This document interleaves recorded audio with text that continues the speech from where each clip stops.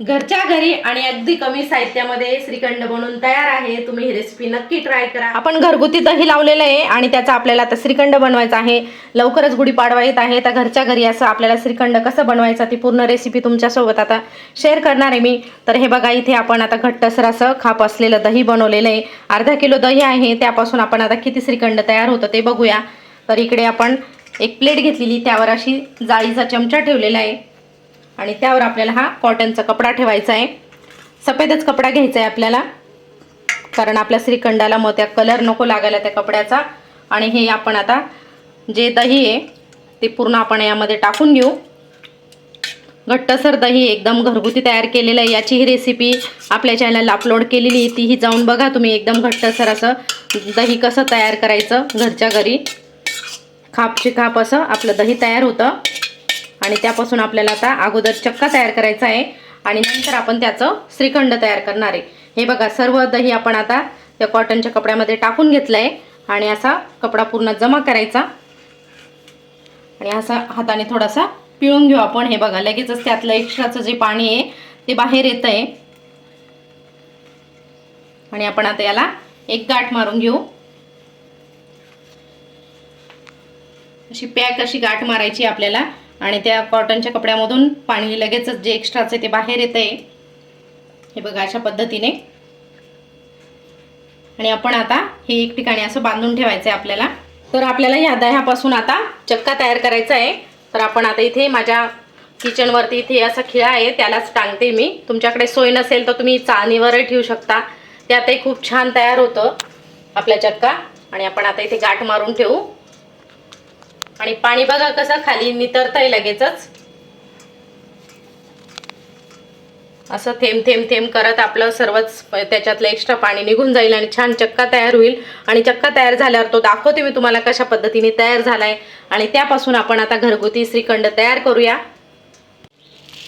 तर चला, आपण आता साखर मिक्सरमध्ये बारीक करून घेऊ आणि त्यातून किती लागते त्यानुसार टाकू। आपण त्या साखरेवरच वेलची टाकून घेऊ, म्हणजे आपली वेलची छान बारीक होईल त्यामध्ये। तर चला, आपण आता मिक्सरमध्ये फिरवून घेऊ। हे बघा, इथे आपण आता साखर बारीक करून घेतलेली, त्याच्यात वेलच्याही टाकलेल्या होत्या आणि इकडे ड्रायफ्रूट कट करून घेतलेले आपण, काजू बदाम पिस्ता। आणि इथे माझा अगोदरचा श्रीखंडाचा डब्बा आहे, त्यामध्येच आपल्याला श्रीखंड सेट करायचं आहे। आणि आपला इकडे चक्काही तयार झालेला आहे आणि हे बघा, एक्स्ट्राचं पाणी सर्व खाली प्लेटमध्ये साचलेलं आहे। बरोबर पूर्ण थेंब थेंब करत सर्व पाणी त्या प्लेटमध्ये जमा होतं। तर चला, आपण आता हे काढून घेऊया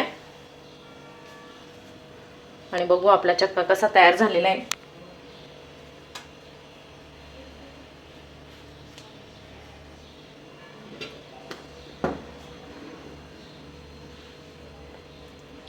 हे बघा, किती छान परफेक्ट आपला चक्का तयार झालेला आहे, बघू शकताय तुम्ही। आपण आता त्या डब्यामध्ये टाकून घेऊ, आपल्याला त्यामध्ये सेट करायचं आहे। हे बघा, छान असा चक्का आपला तयार झालेला आहे। आपण चक्का या डब्यामध्ये टाकून घेतला आहे आणि तो आता आपण मऊसूद बनवून घेऊ। असं छान मिक्स करत मऊ बनवायचा आहे तो आपल्याला, एकसारखा प्लेन। आणि त्यावर आपण आता साखर टाकून घेऊ, पिठी साखर 2 चमचे टाकते मी, तुम्ही आवडीनुसार आणि तुमचा कितपत दही आंबट आहे त्यानुसार टाकायचं आहे। इथे 2 चमचे आपण पिठी साखर टाकली आहे आणि परत आता ते मिक्सही होईल आणि आपला चक्का असा मऊ मऊ तयार होईल अगदी। आणि तुम्हाला जास्त असं म्हणजे प्लेन आवडत असेल तर अजून यामध्ये तुम्ही दूध टाकू शकता, नॉर्मल दूध। आणि ते मिक्स करायचं, म्हणजे मग तुम्हाला जर तसं आवडत असेल तर तेही छान लागतं। तर चला, आपण आता हे एकदा मिक्स करून घेऊ। हे बघा, छान असं आपलं श्रीखंड तयार झालेलं आहे। त्यामध्ये आपण आता ड्रायफ्रूट टाकून घेऊ, तुम्ही तुमच्या आवडीनुसार टाकू शकता आणि कुठल्या फ्लेवरचं बनवायचं आहे तुम्हाला श्रीखंड त्यानुसार तुम्ही फ्लेवर वापरू शकता।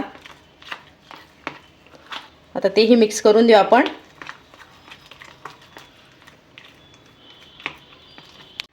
तयार झालेले आपला आता श्रीखंड, त्यावरती आपण परत आता ड्रायफ्रूट टाकून घेऊ आणि हवं तर तुम्ही असंही खाऊ शकता। छान स्मूथ तयार झालेले आहे आणि तुम्हाला जास्त थंड आणि एकदम असं कडक आवडत असेल तर तुम्ही फ्रीजरमध्ये छान अजून सेट करून घ्यायचं। तर हे बघा, आपली रेसिपी कंप्लीट झालेली आहे। घरच्या घरी अगदी कमी साहित्यात आणि कमी वेळेमध्ये आपलं श्रीखंड बनवून तयार आहे. तुम्ही ही रेसिपी नक्की ट्राय करा आणि तुम्हाला माझी ही रेसिपी आवडली तर लाईक शेअर कमेंट करायला विसरू नका. आणि आपल्या चॅनल कोणी नवीन असेल तर नक्की सबस्क्राईब करा. भेटूया पुन्हा अशा छान छान पारंपरिक मराठी रेसिपीसह. तोपर्यंत बाय बाय.